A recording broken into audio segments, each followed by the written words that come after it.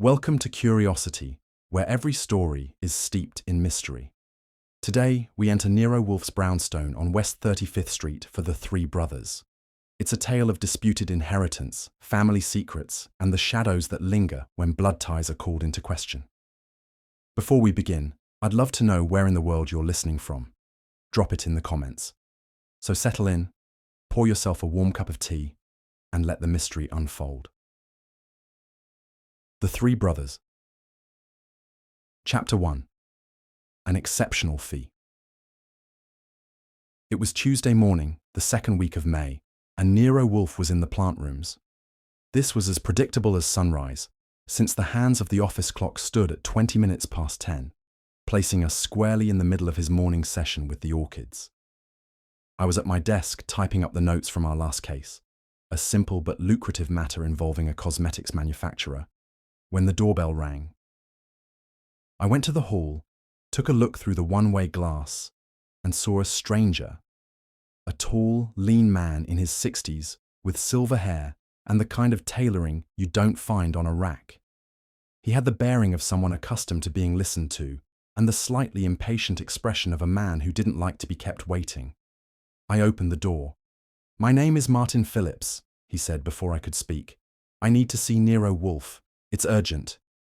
"I'm Archie Goodwin, Mr. Wolfe's assistant," I told him. "Mr. Wolfe is engaged until 11 o'clock. Perhaps I can help?" Phillips glanced at his watch. Platinum, if I was any judge. "I understand Mr. Wolfe's habits, Mr. Goodwin. Howard Garrison was an acquaintance of mine. But this can't wait until 11. That got my attention. Howard Garrison's death had been in the papers 2 weeks ago. Heart attack at 68. Leaving behind a manufacturing empire worth north of 200 million. The kind of client Wolfe would think twice about turning away. "I'll see what I can do," I said, showing him into the office. "Please make yourself comfortable." As Phillips sat in the red leather chair, I went to the house phone and buzzed the plant rooms. When Theodore answered, I asked for Wolfe. "Yes?" Wolfe's voice was a grumble. He hates being disturbed during plant time. "A Mr. Martin Phillips is here. Says it's urgent and can't wait until 11. He mentioned he knew Howard Garrison." There was a pause, and I could almost hear him weighing his love for routine against his curiosity, and possibly the prospect of a substantial fee. "Very well," he said finally. 10 minutes. I returned to the office. "Mr. Wolfe will be down shortly." Phillips nodded. "I'm the executor of Howard Garrison's estate," he said, "and the family attorney for 30 years. "I read about Mr. Garrison's passing," I said. "My condolences." "Thank you." Phillips crossed his legs and smoothed his trousers. "The situation I'm dealing with is delicate and potentially explosive." I offered him coffee, which he declined, and then sat at my desk to wait. Phillips didn't seem inclined to small talk, so I returned to my typing. 9 minutes later, Wolfe is never early, not even by seconds. I heard the elevator whine as it brought him down from the plant rooms. When Wolfe entered, Phillips stood. Most people are surprised by their first sight of Wolfe, all that bulk carried with such dignity. But Phillips showed no reaction. Either he'd met Wolfe before, or he'd done his homework. "Mr. Phillips, good morning." Wolfe settled his seventh of a ton behind his desk. "You understand that you're interrupting my morning." "I do, Mr. Wolfe, and I wouldn't if it weren't imperative." Phillips resumed his seat. "I represent the Garrison family. 3 days ago, they began receiving threatening letters." Wolfe's eyes narrowed slightly. The nature of these threats? Not physical harm exactly, but perhaps worse, from their perspective. Phillips reached into his jacket and removed a folded paper. "This is the most recent. It arrived yesterday." I took the letter from him and placed it in front of Wolfe, who read it without touching it. The letter was concise. "One of Howard's sons isn't his. The imposter has no right to the Garrison fortune. Blood will tell. Justice is coming." The first letter was similar, Phillips continued. "But this is the first to mention blood specifically. Have you informed the police Wolfe asked. The family prefers discretion. Howard left approximately $200 million to be divided among his three sons, Richard, Thomas, and James. If there's any question about paternity. I see. Wolfe pressed his lips together. And you believe these threats have substance? Phillips hesitated. Eleanor Garrison, Howard's widow, insists all three boys are Howard's biological sons. But there was a period, about 35 years ago, when she and Howard were briefly separated. Nothing was ever proven, but there were rumors. Who besides the family knows of these letters? Only myself and Howard's personal secretary, who's been with the family for decades. Wolfe leaned back and closed his eyes. I knew he was considering whether the case was worth disrupting his precious routine. After a moment, his eyes opened. My fee is substantial, Mr. Phillips, more so when matters involve family disputes. Phillips didn't flinch. The Garrison family is prepared to pay $10,000 for your immediate attention, with an additional $40,000 upon resolution, plus expenses naturally. I kept my face professionally neutral, but inwardly I whistled. Even for Wolfe, that was an exceptional fee. Satisfactory, Wolfe said, the word coming out like a pronouncement. Archie will need details, addresses, telephone numbers, background information on all relevant parties. Phillips nodded. I've prepared a dossier. He produced a leather portfolio from his briefcase and handed it to me.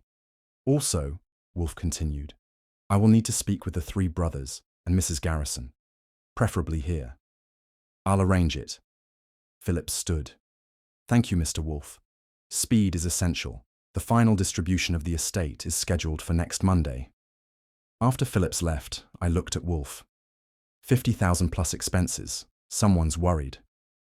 Indeed. Wolfe picked up the letter with his fingertips and examined it more closely.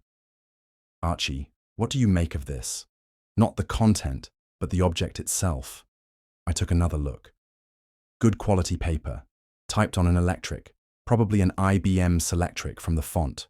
No watermark, nothing distinguishing. Precisely. Wolfe set the letter down. Nothing distinguishing is sometimes the most distinguishing feature of all. He rang for beer.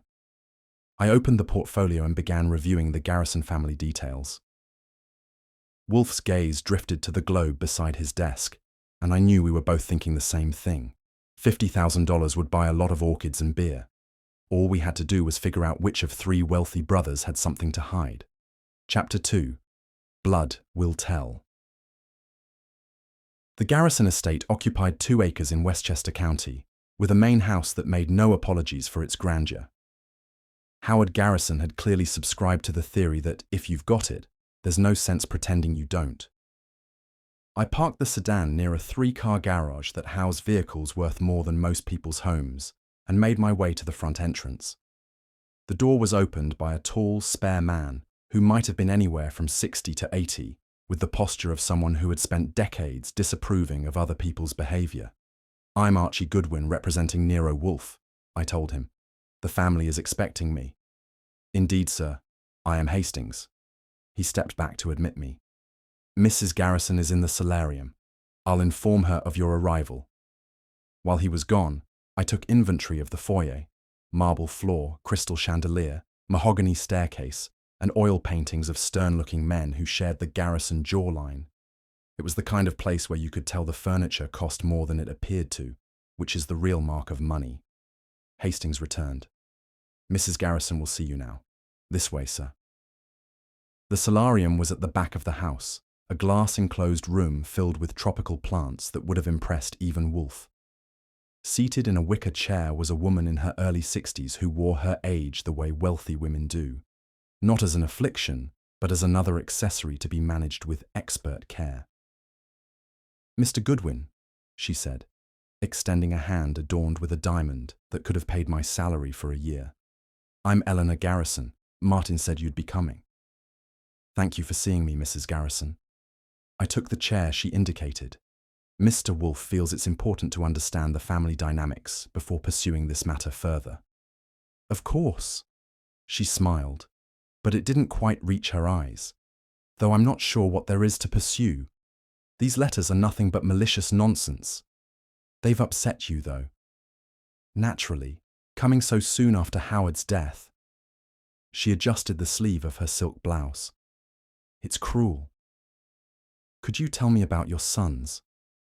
She brightened, the way mothers do even when their children are middle-aged men with complicated lives. Richard is the eldest. He runs Garrison Manufacturing now. He's always been so much like his father, determined, brilliant with business. Thomas manages our foundation. He's got his father's mind but my heart, always concerned with helping others. And James, she hesitated. James is our free spirit. He hasn't found his path yet, but he has such charm. And they've all seen these letters. Yes, Richard wants to ignore them, Thomas wants to investigate privately, and James thinks it's all rather amusing. She sighed. They rarely agree on anything. Mrs. Garrison, I said carefully, the letters suggest that one of your sons isn't Howard's biological child. Is there any reason someone might make such a claim? Her face hardened. Absolutely not. All 3 boys are Howard's sons. Period. Mr. Phillips mentioned that you and Mr. Garrison were separated briefly, about 35 years ago. Her eyes flashed. A 3-month separation that happened before any of them were born. Ancient history that has nothing to do with this situation. The telephone rang from a side table. Hastings appeared silently and answered it, then approached Eleanor. Excuse me, madam. It's for Mr. Goodwin. I took the receiver, surprised. Goodwin speaking. It was Wolfe. Archie, return immediately. Martin Phillips has been murdered. I kept my expression neutral. I understand. I'll leave right away. I handed the phone back to Hastings and turned to Eleanor. I apologize, but I've been called back to the city on urgent business. I'd like to speak with your sons later today, if possible. Murdered, she whispered, and I realized she had overheard Wolfe's end of the call. Martin. I don't have any details yet, I said, which was true as far as it went. Is there somewhere your sons will be this afternoon? She was still processing the news. They'll be at Richard's office, downtown, Garrison Building on 47th. I thanked her and left, driving back to Manhattan faster than was strictly legal. Philip's office was in a building on East 51st, the kind with brass directory plaques and discreet security. The lobby was already crowded with uniforms when I arrived, and a familiar bulky figure was standing near the elevators, chewing on an unlit cigar. Kramer, I said, approaching him. I was hoping to find you here. Inspector Kramer of Homicide South turned, saw me, and his face did what it always does when we meet, a blend of resignation and indigestion. Goodwin, why am I not surprised? Let me guess. Wolfe already has a client in this mess. The Garrison family, I confirmed. As of this morning. Of course. He removed the cigar and pointed it at me. Phillips was found an hour ago by his secretary. Single gunshot to the chest. Office wasn't ransacked. Nothing obvious missing. Time of death? Me says between 9 and 11 last night. I nodded. Mind if I take a look? You know the rules. Don't touch anything. Don't talk to anyone. And whatever you learn goes to me first, not just to Wolfe. Agreed, I said, though we both knew that wasn't quite how it would work. The elevator took us to the 6th floor. Phillips's office suite consisted of a reception area, where a tearful secretary was being questioned by a detective, and a large corner office beyond. The door was open, and I could see white-coated technicians working inside. Phillips was still in his desk chair, slumped forward, a dark stain covering much of his custom shirt. I stood in the doorway, taking in the scene without entering. The office was neat and organized. Law books, family photos, expensive furniture. There's one thing, Kramer said quietly, and led me to the desk. He pointed to the desk calendar, where written in what appeared to be fountain pen ink were the words, "Blood will tell." I felt a chill, the exact phrase from the letter. Want to explain that? Kramer asked. I can't yet, I said. But I think you'd better talk to the Garrison family. They've been receiving threatening letters.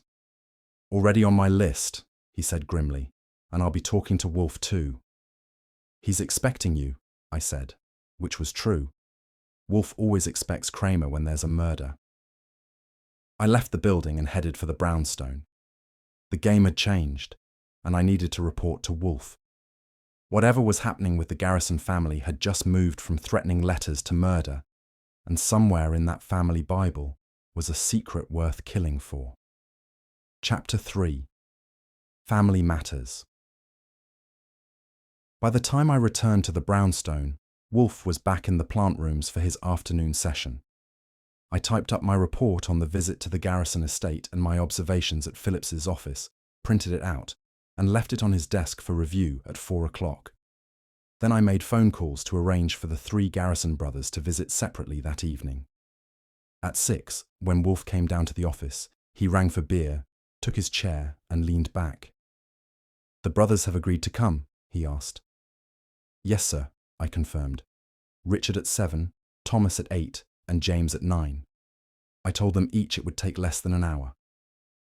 Satisfactory. Wolfe opened his beer and poured. "Kramer hasn't arrived yet?"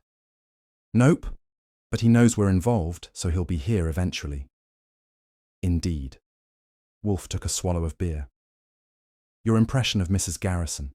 Controlled, defensive, the standard wealthy widow in most ways, but she reacted strongly to the question about the separation. As one might expect."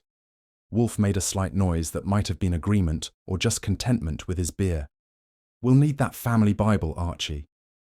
"I'll work on it," I promised, though I wasn't sure yet how I'd manage that. At precisely 7 o'clock, the doorbell rang. I went to answer it and found a tall, broad-shouldered man in his mid-40s with iron grey hair and a face that suggested he didn't hear "no" very often. "Richard Garrison," he said, with the tone of someone who expects his name to be recognized. "I understand Nero Wolfe wants to see me." I showed him into the office. "Mr. Wolfe, this is Richard Garrison." Wolfe, who had remained in his chair, inclined his head a quarter of an inch. "Good evening, Mr. Garrison. Please sit down." Richard took the red leather chair, leaned back, and crossed his legs. "Let's be direct, Mr. Wolfe. I've got a company to run, and I don't have time for nonsense. These letters are nothing but a sick prank, but my mother is upset, so I'm cooperating with this investigation. What do you need to know?" "You're not concerned about the allegations?" Wolfe asked. "That one of us isn't my father's son?" Richard's laugh was short and dismissive. "It's absurd. Anyone who knew my father can see he lives on in all 3 of us. I have his head for business. Thomas has his strategic mind, and James has his—" He paused. "Well, James has his enjoyment of life. I understand Mr. Phillips was handling your father's estate." A shadow crossed Richard's face. "Yes, his murder is a shock. Martin was practically family." Had he mentioned any concerns about the will recently? Number everything was proceeding normally. "The letters mentioned blood," Wolfe said.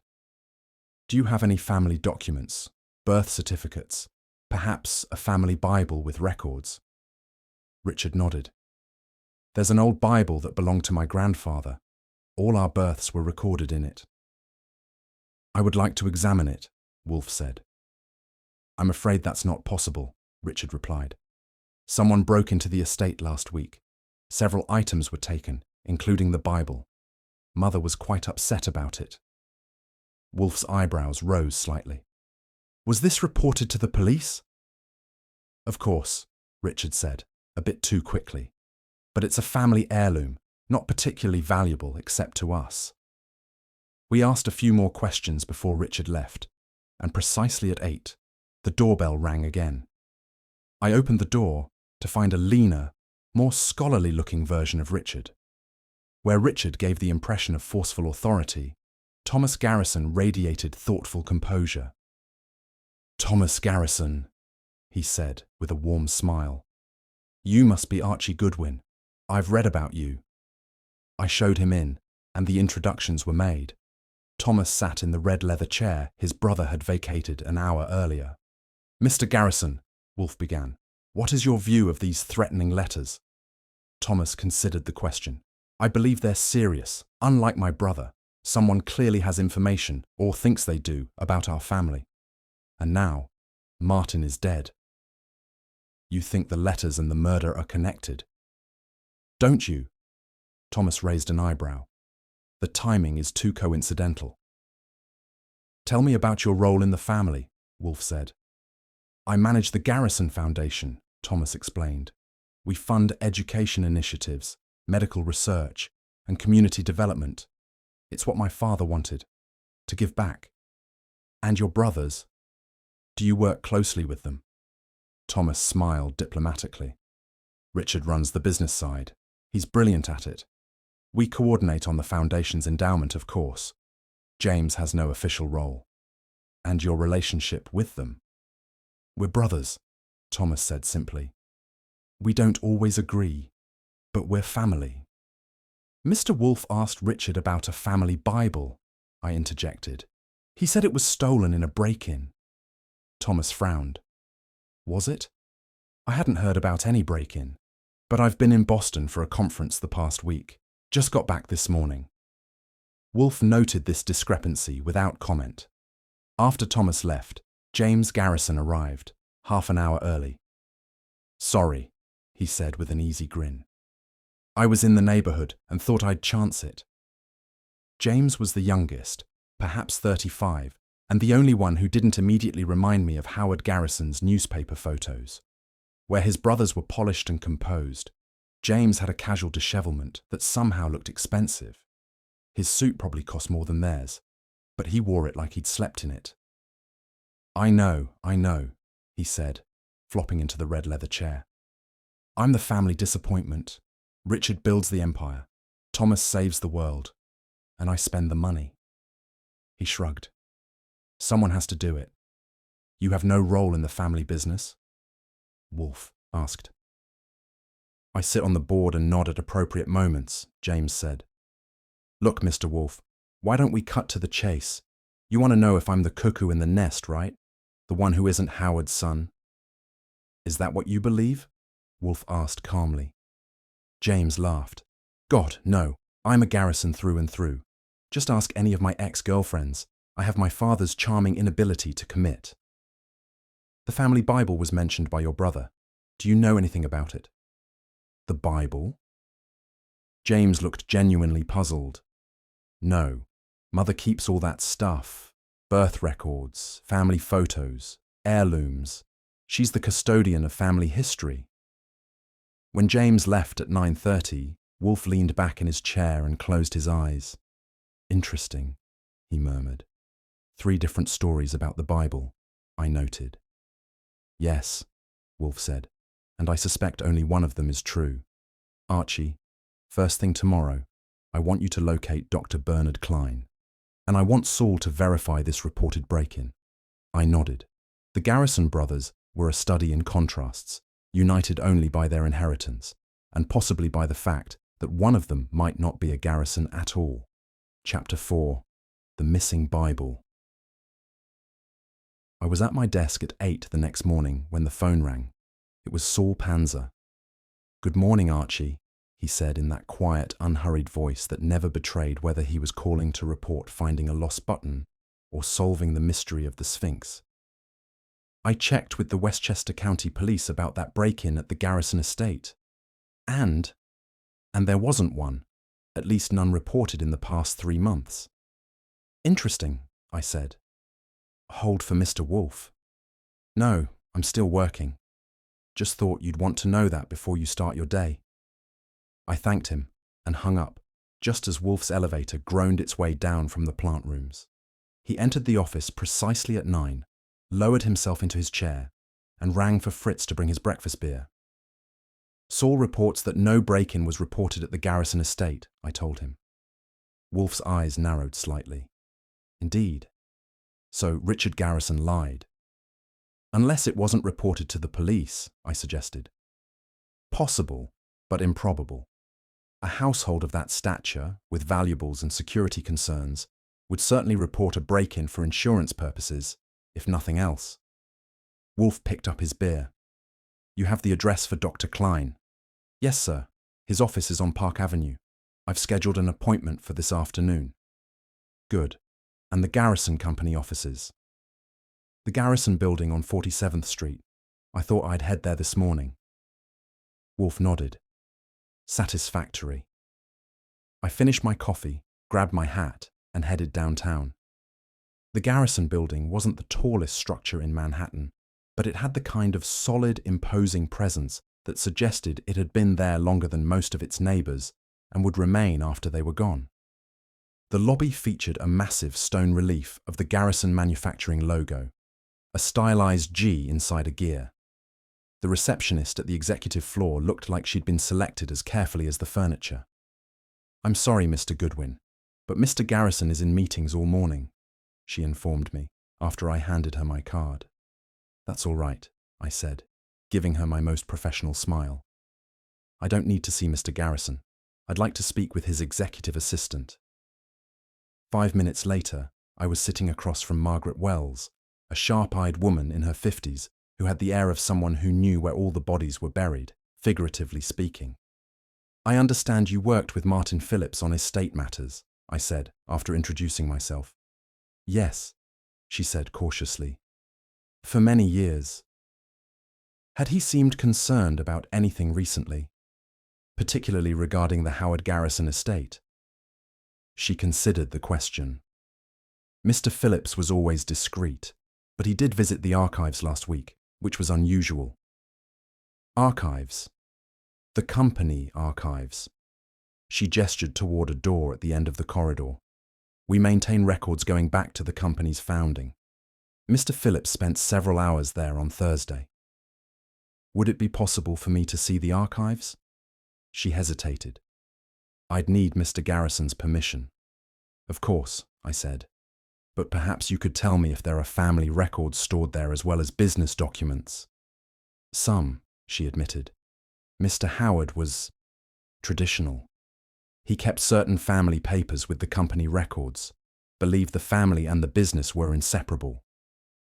I thanked her and was about to leave when the door to Richard Garrison's office opened. Richard emerged with 2 men in suits, shaking hands and concluding what appeared to be a successful meeting. When he spotted me, his expression darkened momentarily, before he smoothed it into a professional mask. Goodwin, he said, approaching me. I didn't realize we had an appointment. We don't, I admitted. I was hoping to see the company archives. I understand Mr. Phillips was researching there recently. Richard's jaw tightened almost imperceptibly. Our archives contain proprietary information. I'm afraid access is restricted. Even when investigating a murder that may be related to your father's estate. Especially then, he replied smoothly. If the police require access, they can submit a formal request. Now, if you'll excuse me. He turned and walked back to his office. I was about to leave when I saw Thomas Garrison emerge from the elevator. Mr. Goodwin, he said, seeming genuinely pleased to see me. What brings you here? Following up on some details, I told him. Your brother just refused me access to your archives. Thomas frowned. Richard can be protective of company information. He glanced at his watch. I have a foundation meeting in 10 minutes, but perhaps I can help you afterward. The archives technically fall under family holdings, not just company assets. I agreed to meet him after his meeting and decided to use the time to speak with some other employees. In the staff cafeteria, I found Carol Jensen, who had been Howard Garrison's personal secretary for over 20 years. Mr. Garrison was a remarkable man, she told me over coffee. Demanding but fair. The company was his life. And his family, I asked. He was proud of his sons, in different ways, she said carefully. Richard was groomed to take over from an early age. Thomas shared his philanthropic vision. And James ... She smiled faintly. James made him laugh. Did you know that the family has been receiving threatening letters, suggesting that one of the sons isn't Howard's biological child? Her expression didn't change, but her fingers tightened around her coffee cup. I've heard rumors. Nasty business. What do you make of it? Absurd, she said firmly. All 3 boys are Garrisons. Anyone who knew the family could see that. Even James. I noticed he doesn't resemble his father as much as his brothers. She set her cup down. James takes after Eleanor's side, but he has Howard's laugh and his way with people. DNA isn't just about looks, Mr. Goodwin. When I met Thomas after his meeting, his expression was apologetic. I'm sorry, but Richard has explicitly prohibited access to the archives without his approval. As chairman, he has that authority. Even from you, Thomas smiled tightly.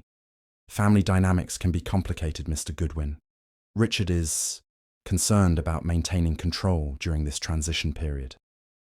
What about the family Bible that supposedly went missing? I asked. Richard told us it was stolen in a break-in, but there's no police report. Thomas looked genuinely surprised. That's odd. The Bible is quite important to the family history. If it's missing, I can't imagine why it wouldn't have been reported. I was about to press further when my phone rang. It was Wolfe. Archie, he said, return to the office immediately. We have a visitor. Anyone I know? I asked. Inspector Kramer, Wolfe replied. And he is, as you might expect, impatient. I thanked Thomas for his time and headed back to the brownstone. The missing Bible, the unreported break-in, and Phillips's mysterious research in the archives were forming a pattern, one that suggested someone in the Garrison family was very concerned about what might be discovered in their carefully documented history. As I drove uptown, I found myself wondering about those letters. Blood will tell, they had warned. But what exactly was the blood trying to tell us? And more importantly, who was so desperate to keep it silent that they'd resort to murder? Chapter 5. Medical History. Inspector Kramer was ensconced in the red leather chair when I returned to the brownstone, his unlighted cigar clenched between his teeth, a sure sign he was in a contentious mood. Wolfe sat behind his desk, looking as impassive as usual, which meant either that Kramer hadn't said anything interesting yet, or that Wolfe was deliberately needling him by appearing uninterested. Ah, Archie, Wolfe said as I entered. Inspector Kramer has been kind enough to share some information about Mr. Phillips' murder. I hung up my coat and took my seat. Anything useful? The laboratory found traces of ink on Phillips' right index finger that matched the ink used to write "Blood Will Tell" on the calendar, Kramer said, removing the cigar just long enough to speak. They think he wrote it himself, shortly before he was killed. Suggesting that he discovered something significant, Wolfe noted. Kramer grunted. I don't suppose you're going to tell me what it means. If I knew, I would, Wolfe assured him, which wasn't quite a lie. Wolfe had theories, I'm sure, but nothing that qualified as knowing yet. What about these threatening letters? Kramer asked. You've seen them? I asked. Richard Garrison brought them to us this morning. Said his mother insisted on police involvement after Phillips's murder. Kramer's expression suggested what he thought of being brought in late. He didn't mention that when I saw him earlier today, I said. No, he wouldn't have. Kramer chewed his cigar. You planning to tell me what you've learned so far, Wolfe? Very little of substance, Wolfe replied. The pattern of facts suggests someone believes, or wants others to believe, that one of the Garrison sons is not biologically related to Howard Garrison. A family Bible that might contain relevant birth records has conveniently disappeared, though no break-in was reported to authorities. And Martin Phillips, who was privy to family secrets, was murdered after apparently making a discovery of some kind.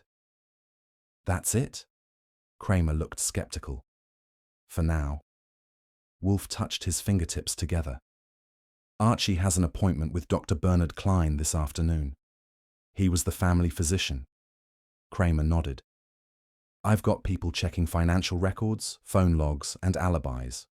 I'll let you know if anything turns up. He stood. But I expect the same courtesy, Wolfe. After Kramer left, I typed up my notes from the Garrison building visit and ate lunch. At 2:30, I headed to Park Avenue to meet Dr. Klein.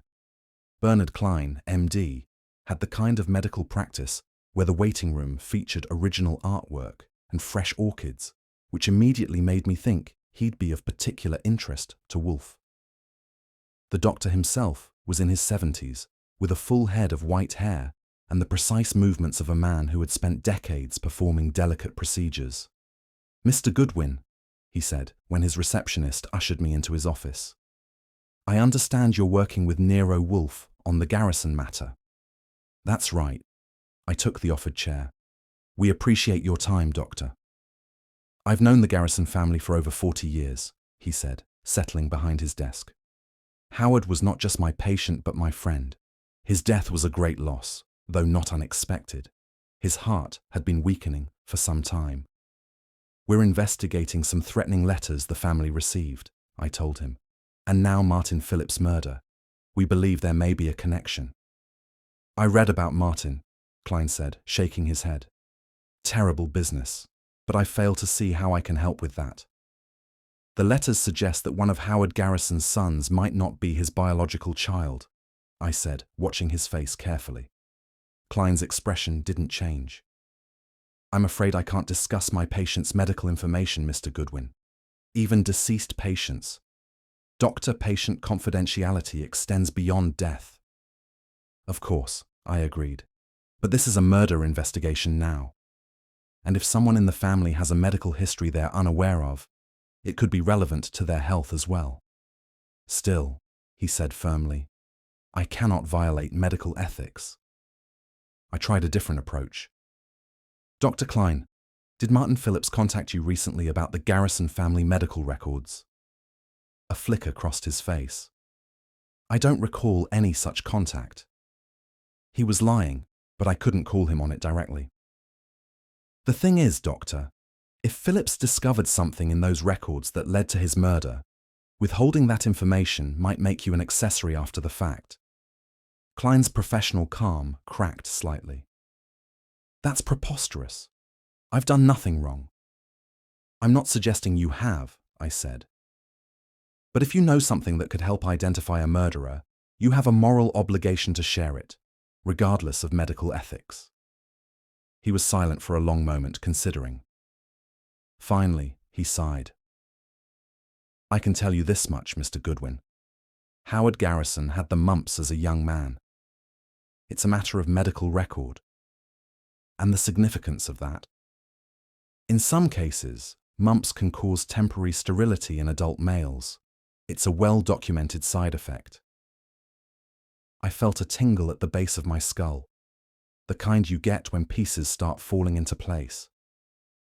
"How temporary?" "Usually a few months," Klein said carefully. "Occasionally longer." "When exactly did Howard have the mumps?" "I believe it was in the spring of 1980, April or May." I did the mental math. Richard Garrison would have been conceived around that time. "Does Mrs. Garrison know about this?" I asked. Howard told her, yes, it was a difficult time for them. I stood. "Thank you, Doctor. You've been very helpful." "Mr. Goodwin," he called as I reached the door. "For what it's worth, Howard loved all three of his sons equally. Whatever you discover, please remember that." I nodded and left, my mind racing. If Howard had been temporarily sterile when Richard was conceived, that opened up interesting possibilities, especially given Richard's obvious determination to prevent access to the family archives and the missing Bible. Back at the brownstone, I found Wolfe in the office with a fresh beer, reading a book on horticulture. "Dr. Klein was informative," he asked without looking up.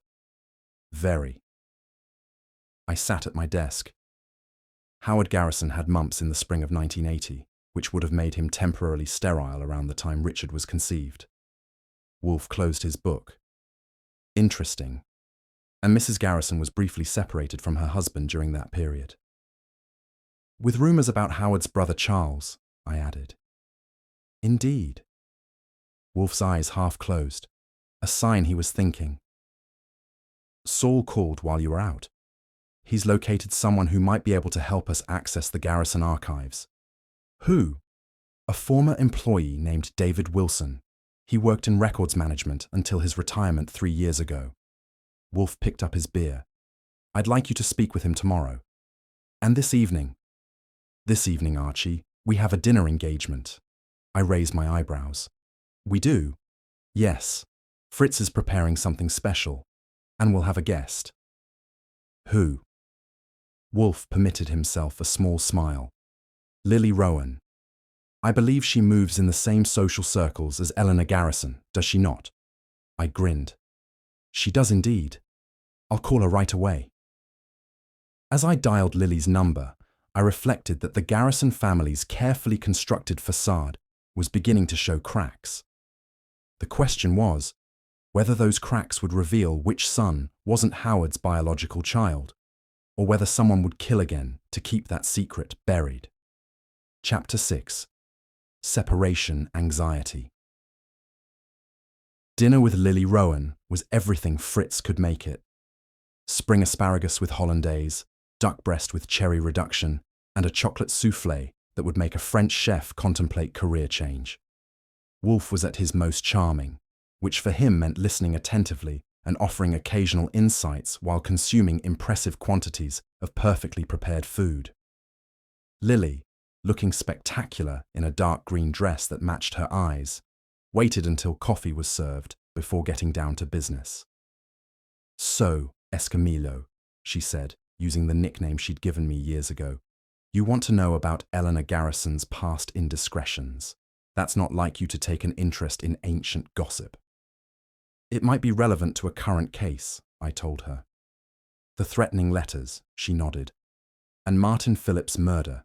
It's all anyone is talking about in certain circles. You're familiar with the situation? Wolfe asked. I know the Garrisons socially, Lily said. Not well, but we move in the same philanthropic orbits. Eleanor is on several boards with me. We're interested in a specific period, I said. Spring of 1980, when Eleanor and Howard were briefly separated. Lily sipped her coffee. That was before my time in New York society, but I've heard stories. Eleanor left Howard for about 3 months. There were rumors she was seeing Howard's brother, Charles. Were those rumors substantiated? Wolfe asked. In the court of public opinion, absolutely. In reality. Lily shrugged elegantly. Charles was the opposite of Howard in many ways. Charming, artistic, not obsessed with business. He and Eleanor had chemistry that people noticed at social events, even when Howard was present. And where is Charles now? I asked. He died about 10 years ago. Heart attack, like Howard. Bad genes in that family. She set down her cup. The interesting thing about that separation is that Eleanor and Howard reconciled quite suddenly. No explanation given. She moved back to the estate, and 9 months later, Richard was born. The timeline fits, I noted. Is Richard the one who isn't Howard's son? Lily asked. That's the rumor circulating now. We don't know yet, I admitted, but he's certainly working hard to control access to family records. The next morning, I visited David Wilson, the retired Garrison records manager. He lived in a modest apartment in Queens, surrounded by books and filing cabinets. A man who had brought his work habits home with him. The Garrison archives, he said, adjusting his thick glasses, are the most complete corporate records I've ever worked with. Howard insisted on preserving everything: correspondence, contracts, personnel files, even family documents. Family documents? I prompted. Oh yes. Howard believed the company and the family were inseparable. He kept personal papers in a special section. Birth certificates, marriage licenses, medical records, all carefully preserved. Would that include medical information about Howard himself? Wilson nodded. There was a whole file on his health history. Howard was meticulous about documentation. Do you know if Martin Phillips ever accessed those records? Martin had full access privileges, Wilson confirmed. He was one of the few people Howard trusted completely. What about correspondence between Howard and his wife during their separation in 1980? I asked. Wilson's eyebrows rose. You're well informed, Mr. Goodwin. Yes, there were letters. Howard kept everything. He was old-fashioned that way, believed in paper records even when everything was going digital. I thanked him and was about to leave when he added, "You know, there was someone else asking about those records recently." I turned back. "Who?" "Richard Garrison." About 2 weeks ago, right after Howard's funeral. He came to see me, asking if I remembered any sensitive documents in the family section that might need special handling. I found it odd. In all my years there, he'd never shown interest in the archives before. Back at the brownstone, I found Wolfe with Fred Durkin's report on his surveillance of Richard's apartment. "Anything useful?" I asked. "Perhaps," Wolfe said. "Richard Garrison received a visitor last night, a woman who matches the description of Philip's secretary. She stayed for approximately 1 hour. Interesting timing," I noted. "What about Saul? Any progress on the family Bible?" "He's pursuing a lead," Wolfe replied. "Meanwhile, I've asked Ori to look into Charles Garrison's history." I sat at my desk and was typing up my notes when the phone rang. It was Eleanor Garrison, and she sounded shaken. "Mr. Goodwin, there's been an incident at the estate," she said. "Hastings has been attacked." "The butler? Is he all right?" "He's in the hospital. Someone broke in last night and struck him from behind. The doctors say he'll recover, but—" She paused. "The police think it might have been a case of mistaken identity." "Why do they think that?" Hastings was wearing Howard's old robe. They were similar in build and in the dark. She didn't finish the thought. "We'll be right over," I told her, and hung up. Wolfe, who hates to leave the brownstone, surprised me by agreeing to come after I reported the conversation. We arrived at the Garrison estate to find a police car in the driveway and Eleanor waiting in the foyer. "Thank you for coming," she said. "I know how unusual this is for you, Mr. Wolfe." "These are unusual circumstances," Wolfe replied. "May we see where the attack occurred?" She led us to a study on the first floor. Hastings was checking the windows before retiring. He often wears Howard's old robe in the evenings. They were about the same size, and after Howard died. She trailed off. "The lights were off?" I asked. "Yes. Hastings was using a flashlight. The police think someone was already in the house waiting." Wolfe surveyed the room, his gaze settling on a large antique desk. "This was Howard's desk?" "Yes," Eleanor confirmed. "His sanctuary." "Has anything been taken?" I asked. "Not that we can tell. The police think the attacker was interrupted before he could search." After examining the study, we spoke briefly with the officer in charge, who had little to add to Eleanor's account. As we were preparing to leave, Saul Panzer called my cell phone. "I found it," he said simply. "The Bible?" I asked. "Yes, it was in a safe deposit box registered to Richard Garrison. New account, opened last week. Can you get it? Number, but I confirmed it's there." I relayed this to Wolfe as we drove back to Manhattan. "Satisfactory," he said. "The pieces are coming together, Archie. I believe I now understand what happened to Martin Phillips." "Care to share?" "Not yet. There are still gaps to fill, but I expect we'll have our answers soon." When we returned to the brownstone, there was a message waiting. The family's longtime butler had regained consciousness and was asking to speak with Nero Wolfe as soon as possible. Chapter 7. Hidden Truths.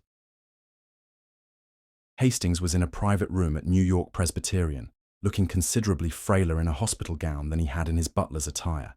A bandage wrapped around his head, and his right arm was connected to an IV. Despite his condition, he insisted on struggling to a more upright position when Wolfe and I entered. "Please, don't exert yourself," Wolfe said, settling into a chair beside the bed. I remained standing, notebook ready. "Mr. Wolfe," Hastings said, his voice weaker than I remembered, but retaining its formal dignity. "Thank you for coming. I believe I have information that may be relevant to your investigation." "Regarding the attack on you?" Wolfe asked. "No, regarding Mr. Phillips." Hastings paused, gathering strength. 2 days before his death, Mr. Phillips visited the estate. He requested to see certain papers from Mr. Howard's study, specifically, correspondence from the period of the separation between Mr. and Mrs. Garrison. Did he find what he was looking for? Wolfe asked. I believe so. He seemed troubled afterward. Before leaving, he asked me a peculiar question. He wanted to know if I remembered Mr. Richard's christening. And did you? Yes. I've been with the family for nearly 50 years. I remember all 3 boys as infants. Hastings' eyes grew distant. Mr. Phillips asked if there had been any unusual tension at the christening. I told him that Mr. Charles, Mr. Howard's brother, had been notably absent, despite being named as godfather. Was that significant? I asked. Perhaps. Mr. Charles and Mr. Howard had a complicated relationship, but they were close at one time. Mr. Charles was godfather to all 3 boys. His absence from Mr. Richard's christening was remarked upon. Wolfe nodded. Did you share this conversation with anyone else? No, sir, but... Hastings hesitated. The night I was attacked, I had been in Mr. Howard's study. Miss Eleanor asked me to retrieve some papers for the memorial service they're planning. While there, I noticed something odd. What was it? Wolfe prompted. The lock on Mr. Howard's desk drawer had been forced. It's an antique desk. The damage wasn't immediately obvious, but I know that furniture well. Did you look inside the drawer? Yes, it should have contained Mr. Howard's personal correspondence, but several folders were missing, including the one labelled 1980, which would have covered the separation period. After leaving the hospital, Wolfe directed me to drive to the Garrison building. It was after 6, but the security guard recognized me from my previous visit and allowed us up after a call to Thomas Garrison, who was working late. Mr. Wolfe, Thomas said, surprised to see the detective outside his brownstone. This is unexpected. Circumstances demanded it, Wolfe replied. I understand your company archives are quite comprehensive. Thomas nodded. Howard believed in preserving history, both corporate and family. I need access to those archives, Wolfe stated flatly. As I mentioned to Mr. Goodwin, Richard has restricted access. Even I would need his approval to... Your brother Richard may be involved in murder, Wolfe interrupted. Does that alter your position? Thomas paled slightly. That's a serious accusation. It is, one I'm prepared to take to Inspector Kramer if necessary. After a moment's hesitation, Thomas nodded. Follow me. The archives occupied most of the building's 14th floor, a climate-controlled space with rows of filing cabinets, shelves of bound ledgers, and a separate room containing digital records. Thomas led us to a section marked Family Holdings. The personal records would be here, he said. Richard has the only key to this cabinet. Wolfe looked at me. I removed my lockpicks from my pocket, and 30 seconds later, the cabinet was open. Thomas frowned. I'm not sure I should allow this. Your permission is appreciated, but not required, Wolfe informed him. This is a murder investigation. I began searching through the files, quickly finding the family medical records. Here's Howard's file, I said, pulling out a thick folder. Wolfe took it and began reading, his eyes moving rapidly across each page.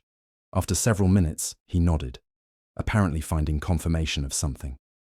Now we need the correspondence from 1980, he said. It should be in this section, Thomas pointed, but many of these folders are empty. I examined the cabinet. Someone's removed a lot of material recently. The dust patterns show it. We searched thoroughly but found no letters from the separation period. Wolfe didn't seem surprised. Satisfactory, he said. The absence is as informative as their presence would have been. As we were leaving, my phone rang. It was Saul. Archie, I've located Charles Garrison's old apartment. It's been vacant since his death, but the building manager let me in. There's something you and Mr. Wolfe should see. We met Saul at a small brownstone in the West Village, a far cry from the Garrison mansion. The apartment was dusty but still furnished, as if frozen in time since Charles's death. In the desk, Saul said, leading us to an old roll-top in the corner. Inside a hidden compartment was a bundle of letters tied with faded ribbon. Wolfe examined them without untying the bundle, noting the handwriting on the envelopes. Eleanor Garrison, he confirmed. To Charles, during the separation period. There's something else, Saul said, handing Wolfe a small leather-bound book. It appears to be Charles's journal from that time. Wolfe flipped through it, stopping at several entries. His expression remained impassive, but I could tell he was fitting pieces together in his mind. We've seen enough, he said finally. These will need to be properly documented, but I now have what I need. Back at the brownstone, Wolfe instructed me to call Fred Durkin and Ori Cather with new assignments, then settled in his chair with beer and a book. To my frustration, he declined to share his conclusions. Not yet, Archie. One final piece remains. The family Bible? I guessed. Yes, we need to see those birth records with our own eyes. And how do you propose we do that? It's in Richard's safe deposit box. Wolfe permitted himself a small smile. I'm working on that problem. Meanwhile, I believe it's time to invite all relevant parties to gather here tomorrow evening. You're ready to wrap this up? I asked. Nearly. By tomorrow, I expect to have everything I need. He closed his book. Send invitations to the three brothers, Eleanor Garrison, Dr. Klein, and Inspector Kramer. 8 o'clock. Any special instructions? Yes. Tell Richard Garrison that attendance is mandatory unless he wishes to explain himself to the police instead. I grinned. That should get his attention. Indeed, Wolfe said. And Archie, be prepared for resistance. Someone has already committed murder once to protect this secret. They may not hesitate to do so again. Chapter 8. All Three Sons. By 8 o'clock the following evening, the office was full. Eleanor Garrison sat in the red leather chair, her sons arranged behind her, Richard standing stiffly, Thomas seated to her right, and James perched casually on the arm of a yellow chair. Dr. Klein occupied another chair, looking distinctly uncomfortable. Inspector Kramer had arrived last, positioning himself near the door with his ever-present unlit cigar. Wolfe, settled behind his desk with a fresh beer, surveyed the assembly. I was at my desk, notebook ready, watching their faces. Thank you all for coming, Wolfe began. The matter before us involves threatening letters, the murder of Martin Phillips, and an attack on Hastings. All, I believe, connected to a single secret. Richard stepped forward. Mr. Wolfe, I must protest this theatrical gathering. If you have evidence in Phillips' murder, present it to the police directly. Patience, Mr. Garrison, Wolfe said. We'll begin with the letters claiming one of Howard Garrison's sons is not his biological child. These letters, I believe, were written by you. A ripple of surprise went through the room. Richard's face flushed. That's absurd. Why would I threaten my own family? To create a diversion, Wolfe replied. To establish a mysterious external threat and conceal your true concern, that Martin Phillips had discovered evidence that you, the eldest son and heir to the Garrison empire, are not Howard's biological son. Eleanor stood abruptly. This is outrageous. I won't sit here and listen to— Please, Mrs. Garrison, Wolfe interrupted gently. The truth will emerge regardless of protests. She sank back into her chair, her face pale. The facts, Wolfe continued, are these. In the spring of 1980, Howard Garrison contracted mumps, which left him temporarily sterile. This is confirmed by medical records Dr. Klein can verify. During this same period, Howard and Eleanor separated briefly. Eleanor spent time with Howard's brother Charles.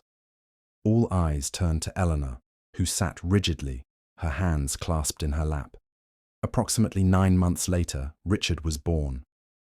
Wolfe looked directly at Richard. Howard knew he could not be your biological father, but he raised you as his son nonetheless. Conjecture, Richard snapped. "You have no proof." "I have the family Bible," Wolfe said quietly. The room went still. James let out a low whistle. "Saul," Wolfe called, and the door to the front room opened. Saul Panzer entered, carrying an old leather-bound Bible. He placed it on Wolfe's desk and stepped back. "This Bible," Wolfe said, opening it carefully, "contains family records dating back generations, including birth entries for all 3 Garrison sons." He turned the book so others could see. "Note the entry for Richard's birth. The date has been altered, not recently, but many years ago, an attempt to place your birth outside the period of Howard's sterility." "Where did you get that?" Richard demanded. "It was stolen." "No, it wasn't," I interjected. "You removed it from the estate and placed it in a safe deposit box after your father's death. There was no break-in." "You took the Bible?" Thomas asked his brother, clearly shocked. "And that's not all," Wolfe continued. "Martin Phillips discovered this alteration while examining Howard's personal papers. He also found correspondence between Howard and Charles from that period, as well as medical records documenting Howard's condition. Phillips confronted you with this discovery, didn't he, Mr. Garrison?" Richard said nothing. His jaw clenched. "Phillips was a man of integrity," Wolfe said. "He knew the truth would affect the distribution of Howard's estate, which he was legally obligated to administer correctly. When he wouldn't be swayed, you killed him, but not before he wrote, 'Blood will tell' on his calendar, a reference to the very secret you were trying to protect." "This is all circumstantial," Richard said, but his voice lacked conviction. "Perhaps," Wolfe acknowledged. "But there's more. You also removed correspondence from Howard's desk drawer, letters that would have confirmed the timeline. And when Hastings began asking questions, you attacked him, mistaking him for someone else in Howard's robe." "You can't prove any of this," Richard insisted. "Actually," Inspector Kramer spoke up, "we found Phillips's blood on a pair of shoes in your apartment, and your fingerprints on the desk drawer at the estate." Richard's face drained of colour. "But the most damning evidence," Wolfe continued, "comes from Howard himself." He nodded to me, and I opened the wall safe, removing a sealed envelope we'd received that morning from Saul. "This," Wolfe said, holding up the envelope, "was in Phillips' office safe. It's an addendum to Howard's will, written in his own hand." Wolfe opened the envelope and read, "Blood makes a child, but love makes a son. All 3 are equally mine. Howard knew the truth, Mr. Garrison. He always knew." Richard staggered slightly, gripping the back of his mother's chair. "Howard left the estate to be divided equally among his 3 sons," Wolfe said, "regardless of biology. There was never any threat to your inheritance, except the one you created through murder." Eleanor rose and approached Richard. "I told you years ago that Howard knew, that he'd forgiven us, Charles and me, that he chose to raise you as his own without distinction." "I didn't believe you," Richard said, his voice barely audible. "I thought you were protecting me. And when Phillips came to me with those records—" "You panicked," Thomas finished quietly. Kramer stepped forward. "Richard Garrison, you're under arrest for the murder of Martin Phillips and the assault on William Hastings." As Kramer led Richard out, James approached the desk and examined the Bible. So the old man knew all along and still divided everything equally. He shook his head, a hint of respect in his voice. "Pretty impressive." "Indeed," Wolfe agreed. "Howard Garrison understood that family transcends biology." After everyone had left, I returned to the office with 2 beers. Wolfe was at his desk, studying the addendum to Howard's will again. "Quite a case," I said, placing his beer on the coaster. "The irony is that Richard never needed to worry about his inheritance. Pride, not money, was his concern," Wolfe replied. "He couldn't bear to be the one who wasn't Howard's son. His identity was built on being the heir, the firstborn, the true Garrison." Meanwhile, Howard had already decided biology didn't matter. "Yes." Wolfe closed the document. A wiser man than his son, it seems. How did Saul get the Bible? I asked, curious. Richard's secretary, Wolfe said. She became concerned after Phillips's murder and Hastings' attack. When Saul approached her, she provided the key to Richard's safe deposit box and the addendum to the will. Phillips, suspecting danger, had placed it in his office safe and given the combination to his assistant with instructions to deliver it to the police if anything happened to him. She was too frightened to come forward until Saul found her. I raised my glass. To the truth, then, it came out in the end. It usually does, Archie, Wolfe said, lifting his beer. Blood will tell indeed, but not always what we expect. Thank you for joining us for The Three Brothers. Did you suspect Richard's deception before Wolfe revealed the truth about Howard's addendum to the will? Share your thoughts in the comments. I'd love to hear them. If you enjoyed this story, be sure to subscribe for more mysteries shared daily here on Curiosity.